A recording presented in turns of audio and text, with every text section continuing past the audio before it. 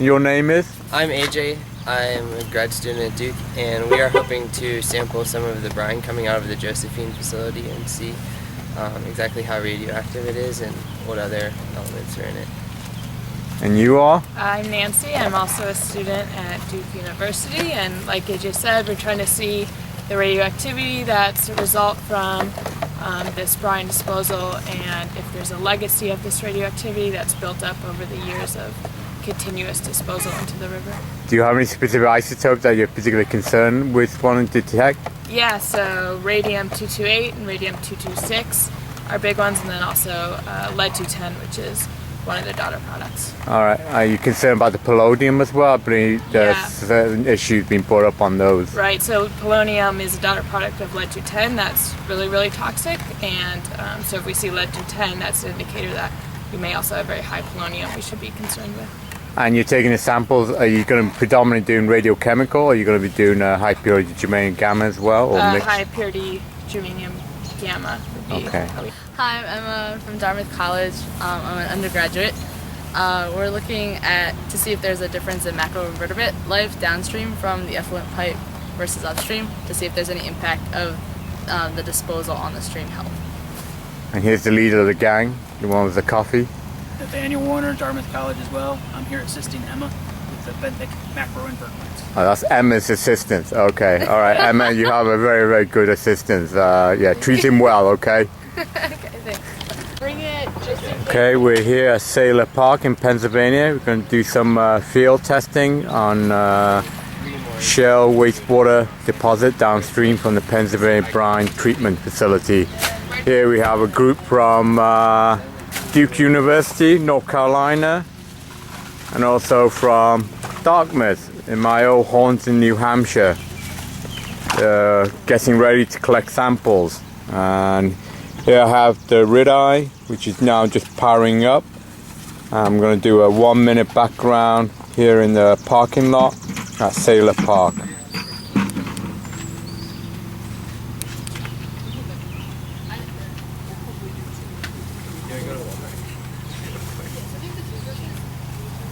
After background, I'm going to do some scan of the sediment that they collected yesterday at another facility nearby.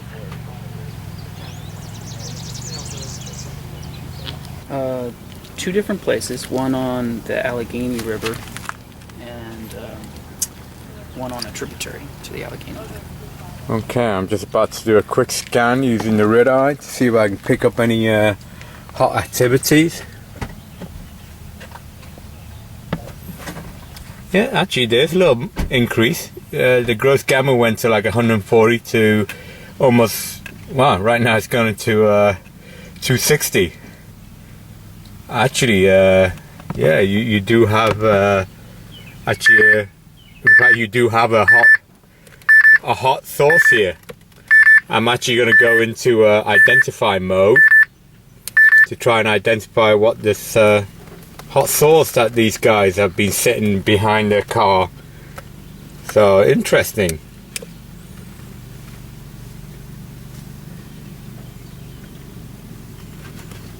I'm just doing a quick 1-minute scan. Yeah, it's detecting radium-226. Yeah, it's definitely radium-226 in this source, and all its daughter products like bismuth-214 and lead-214.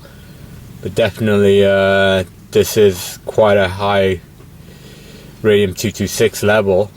It would be interesting to put it inside the lead shield and quantify it. But from this outside scan, this is already a pretty hot source that they've collected.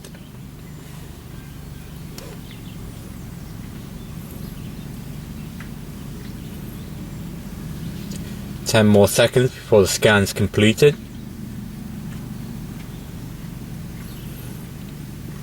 There may be possibility of barium-133, but there's quite mixed samples here. But definitely detected radium-226 from these samples here. And maybe if I get a chance later on, I can do a little quantification, try and quantify what the amount of radium-226.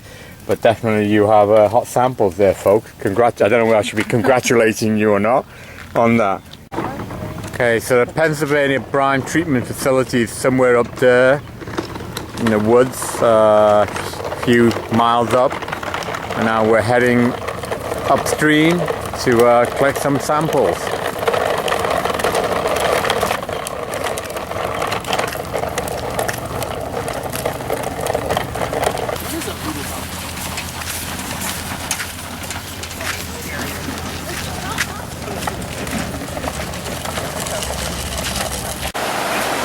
So this is our first sampling site at Black Lick Creek. So we're going to collect some sediment. And just above us is the bridge that we just crossed over. I just turned the red eye on, so just going through his auto cal right now. And then I'll do a quick survey, and if I find any hot spot, I'll collect some samples of my own.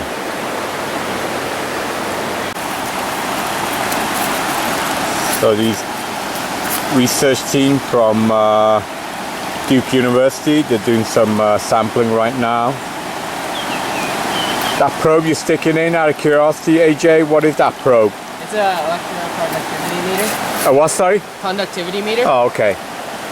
So you're measuring salinity of the water. Yeah. And there's some soil samples being collected over there. Do you mind just sticking this in front of this detector, just out of curiosity? I want to see if there's any rise in level. Actually, a little bit.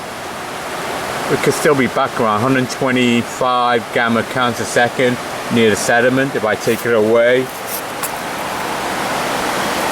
no, it's still background. So that's not that particularly hot sample. Not like the one we just measured in the truck.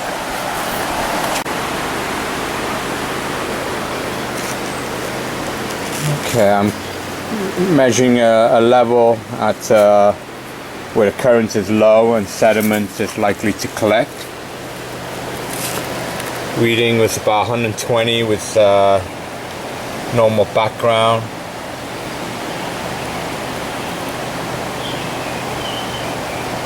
And there appears to be a hot spot here, goes into about 150, 160 gamma counts per second.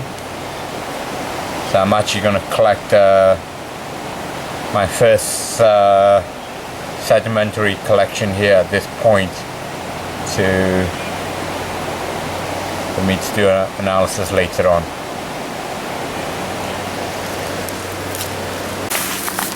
Alright, here's where I earlier found the hot spot. So I'm going to use this half-liter Mallet beaker to scoop up some of the samples here. This will be sample number 1. Okay, this is my first sample, which is collected by that rock where I detected a hot spot. Okay, we're at our second location, which is all this used surface mining facility. There's a water creek here, and actually the background level is already going up. It was 120 gammas, is already shooting up to 160, 170. It's actually quite a hot spot here. So this is all, what is it again, Nat? Can you just tell me? It's an old strip mine, acid mine drainage. This whole section here, partially reclaimed, but you can still see some water reaching through. Well, there's actually a pretty high level of activity here. I'm actually going to put the red eye 150 gammas here. Okay, we're at the discharge pipe location, and I'm going to walk down towards discharge pipe. Red eye reading background level around 130 gamma counts per second, around 6 microramps per hour background level.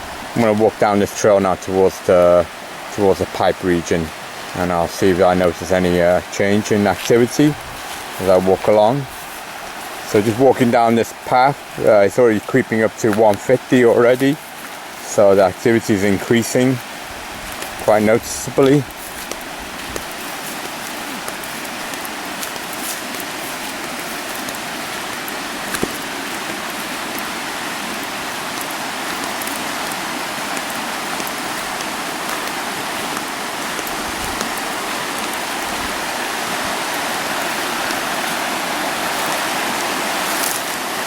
There's the discharge pipe over there. Actually, background stabilizing around 140. There's a slight hot spot just up that little path there.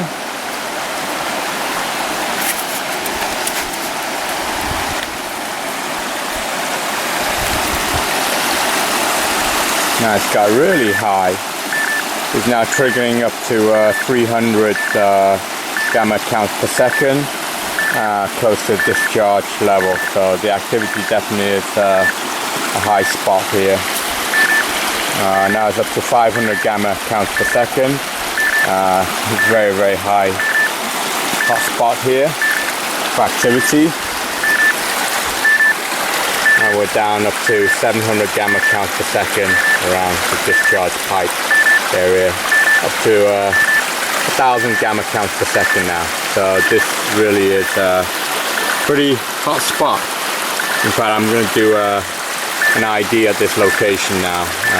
Just to I'm approximately 3 inches from the top of the surface water.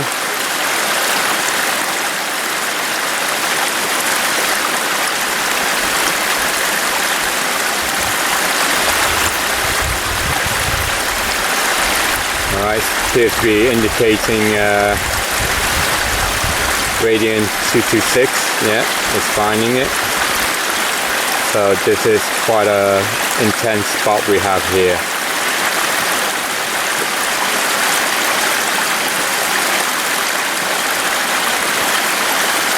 Yeah, definitely radium 226 here. An extremely high activity here.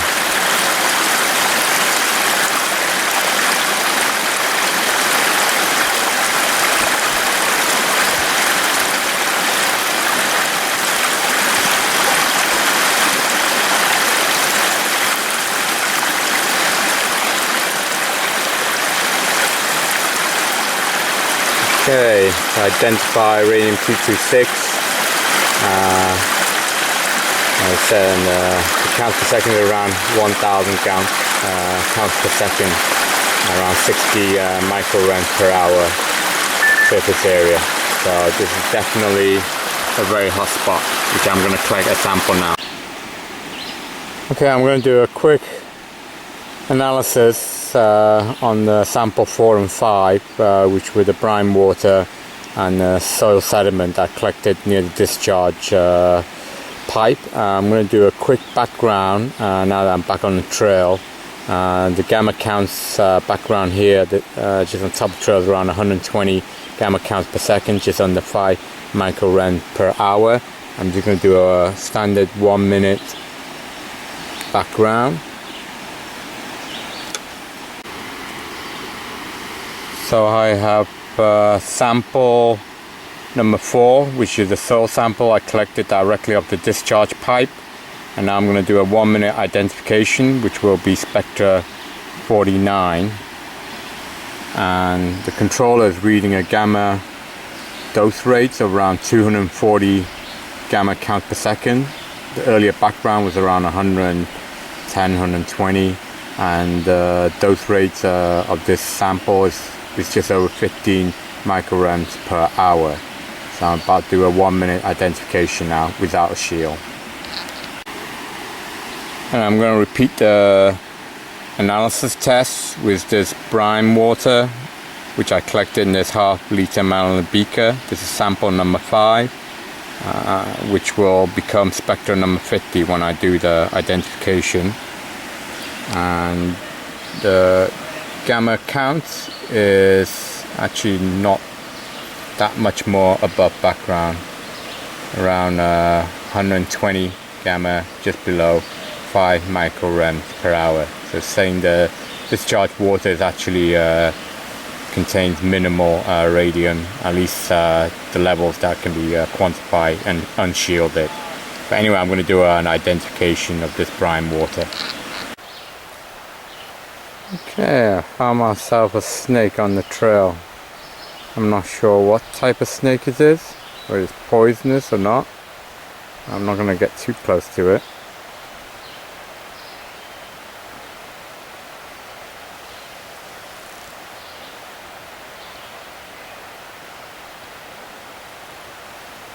Pretty big snake.